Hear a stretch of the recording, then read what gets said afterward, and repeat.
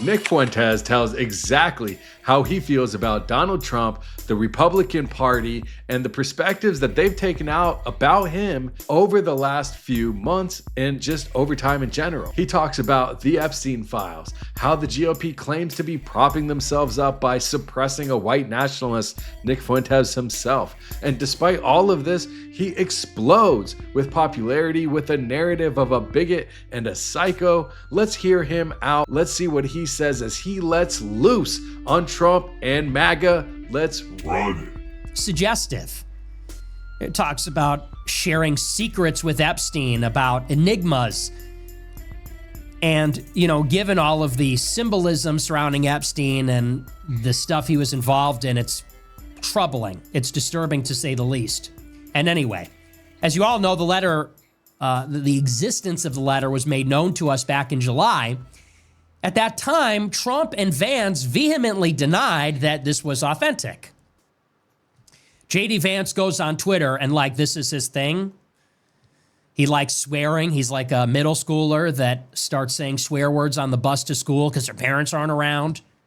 I'm really getting sick of it. Vance, every time you see Vance in a press conference, I know this isn't politically correct, but this is bullshit. Do the older kids think I'm cool? I know a politician don't usually talk like that. I want to know what you guys think. If you think it's cool that JD Vance cusses and he does act like he's just trying to be cool, part of the cool kids. I mean, I don't mind, but at the same time, holding that high level of political office, I mean, it's not necessary, in my opinion, to be using curse words and whatever those types of words. That language is not necessary. It doesn't need to be used. There have been occasions where the president have used words that maybe at the circumstance he felt it needed to be used. But JD Vance feels a little frivolous about his usage. Like this, but this is a load of shit.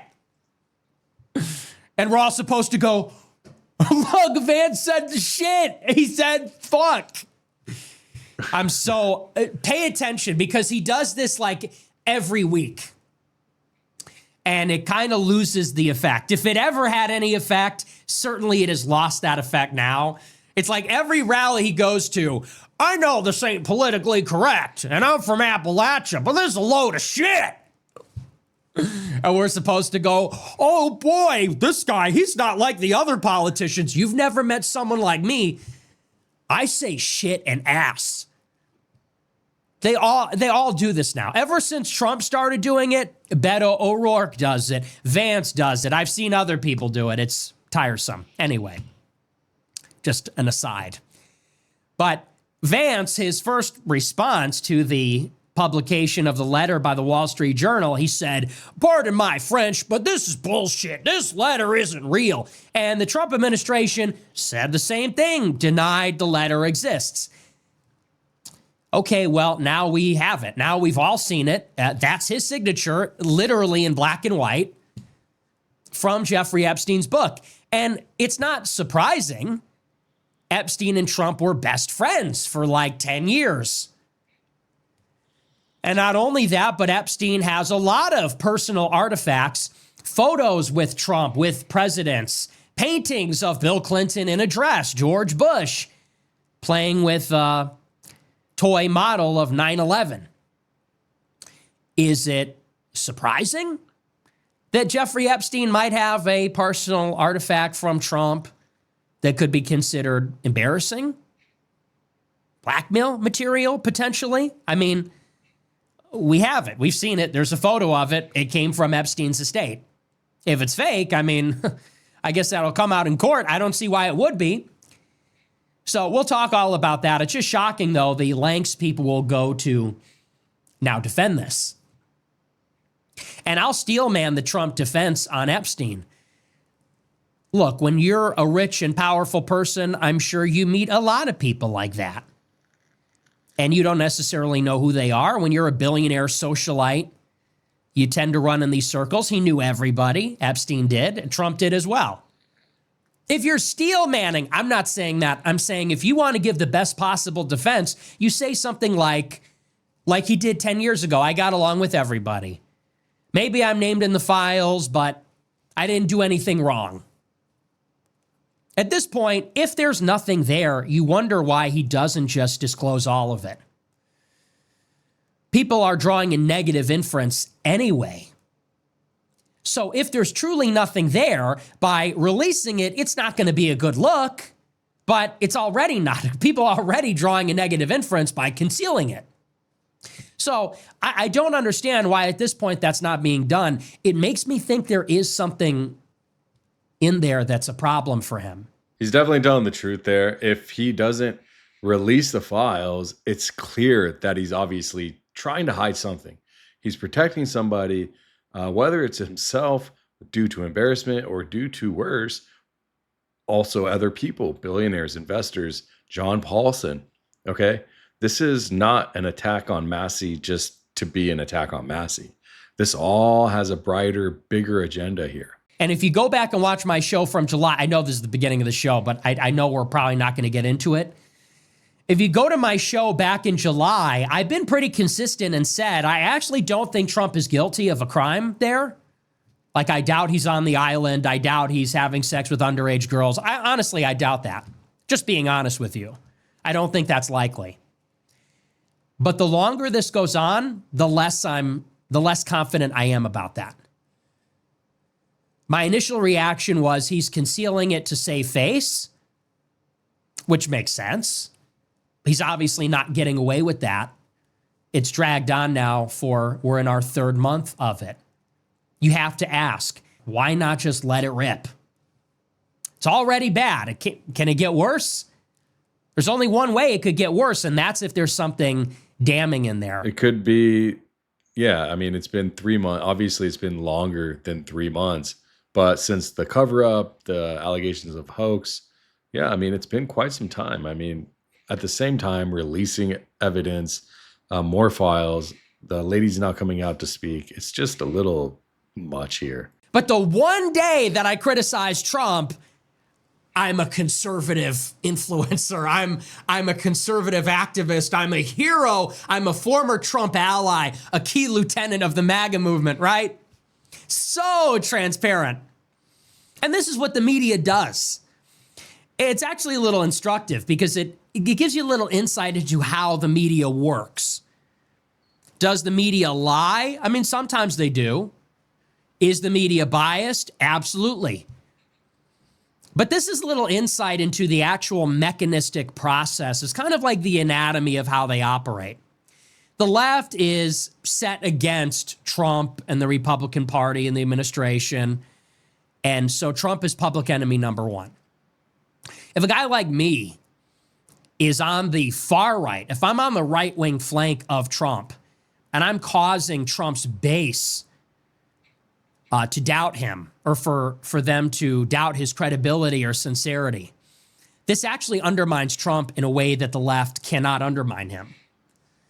Because Trump's base is inoculated from attacks that come from the left. Because if the left attacks Trump, Trump hand waves that away and says, that's fake news. That's the left-wing media. That's the lamestream media. And the base says, oh, why would we believe Don Lemon? Why would we believe the New York Times, CNN, etc.? But if I'm attacking Trump, I mean, I of course, I have the credibility. I was at Charlottesville. I was a J6er. I am a far-right live streamer.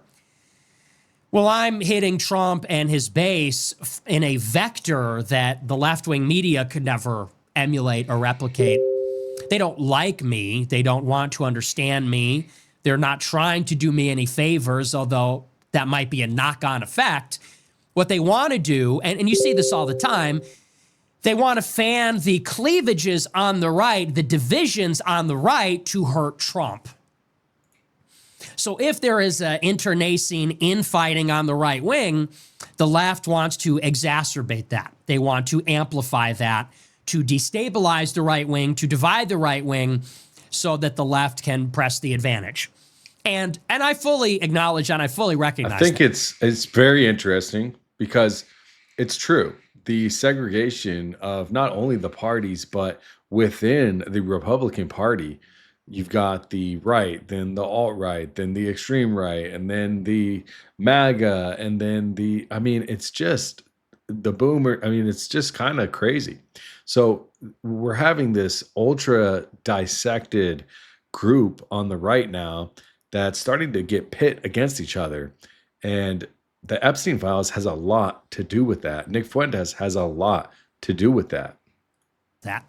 This is what CNN does when they play my clips. This is what the New York Times does when they say, you know, the GOP has a white nationalist problem. That was the framing.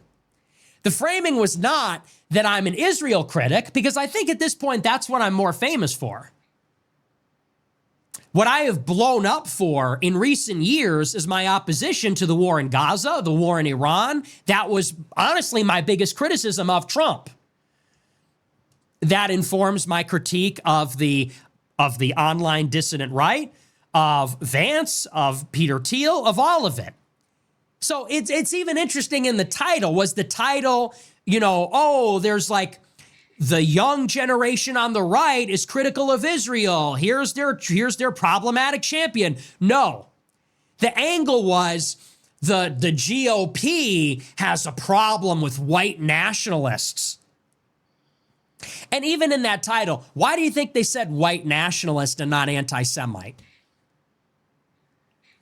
The reason they said that is because everyone's being called anti-Semitic right now. And if you say that I am principally motivated by opposition to Israel, well, the left is going to sympathize with that. Many in the right will sympathize with that. Because people realize that the word anti-Semitism has no currency. There's something valid about opposing Israel, even if people think there's excesses and consider me to be a part of that. They chose white nationalist because that is still an ugly label. It's like white supremacist, Nazi. It's unflattering. And it makes the GOP look bad. Oh, the GOP is suppressing a white nationalist rebellion. That's not true. White nationalists are in the fucking government, actually. You know, look at who's running the DHS Twitter account. It's clearly some like pro-white activist. These guys like Scott Greer, you know, the Peter Brimelows, the Jared Taylors, all their people are sniffing around DC. They're at NatCon. Patrick Casey's at NatCon. They're all in these circles. So, you know, this idea that the GOP is like suppressing white nationalism. No, if anything, the GOP is leaning into white nationalism to placate its radical base, who is angry about Israel. Case in point, Charlie Kirk. Charlie Kirk has started promoting Steve Sailer, a white nationalist, arguably a racial realist. Charlie Kirk, the standard bearer of Trumpism in the youth movement, promoting Steve Sailer, a scientific racist. So if anything, white nationalism is discreetly being allowed and tolerated as a pressure release valve for the radical base. As suffice to say, you have to swallow endless pro-Israel stuff. We'll let you be more pro-white, more outspoken on race. Anyway, so even though the framing of the article is very telling, it's very informative. And it's a vector of attack on the GOP. The GOP is this disaster where they're suppressing odious racists because that's what the GOP attracts. Like, that's the vector of attack. Is the GOP has a white nationalist problem because that's the kind of crowd the GOP attracts, racist, evil people. And also, like I said, it's leaning into the infighting. So in that sense, the reason why the article is somewhat favorable is because they want to portray the GOP as destabilizing. So how do they do that? They say that the most hated man in the GOP is insurgent. He's opposing Trump and winning. People in Trump's base are not happy. And what does that say about him? So they're positive about my influence, the growth of my channel, the fact that I've gained traction. I'm winning these exchanges with other opponents of the New York Times like Tucker Carlson. But they still heap scorn on my politics. So, for example, there's a paragraph in here. It's so funny. He writes, Mr. Fuentes suggested that his most outlandish musings were when I was 18 and the beginning of the Trump movement, but I've become more moderate. He added, I would say that I've mellowed with age, which is what I said to him. He said, a review of Mr. Fuentes' recent remarks indicates otherwise. He said on his show in July that Hitler had aura, chided Polish people for having a bad habit of hating Hitler all the time. Last month on X, he characterized the Indian-American in-laws of Vice President Vance as Uber drivers and call center scammers. He also said on his show that all black people should be ashamed of crimes committed by others of their race, adding that white people are justified in being racist. So the balanced approach that I'm describing is they play up my insurgency, gaining traction, winning exchanges, doubling, quintupling his following, unignorably becoming a political problem for the GOP. On the flip side, but he's odious. He's racist. He's a Nazi. He's a sympathizer. He's a Holocaust nerd, et cetera, et cetera. And so that's where it comes from. They have to give me my due to, once again, to lean into this infighting on the right, but not without putting me down and saying, well, but we don't approve of his politics. He's this odious character. He still is evil, etc. Casting aspersions on my motivations. Did he really mellow? No, not really. And so that's what this article is. And what is maybe on a higher level, what's interesting is clearly I do represent a phenomenon. I have beaten the odds. I have not just survived, but really exploded in popularity in spite of unbelievable censorship, blacklisting. And the narrative about me is that I am the worst person in the world. I'm this maniacal, evil, psycho, bigot. And so these things are in contradiction. There's a dissonance here. You either have to believe that, my audience is fake, which is, I don't think, plausible, or you have to believe that there are really a ton of really sick, evil people in America.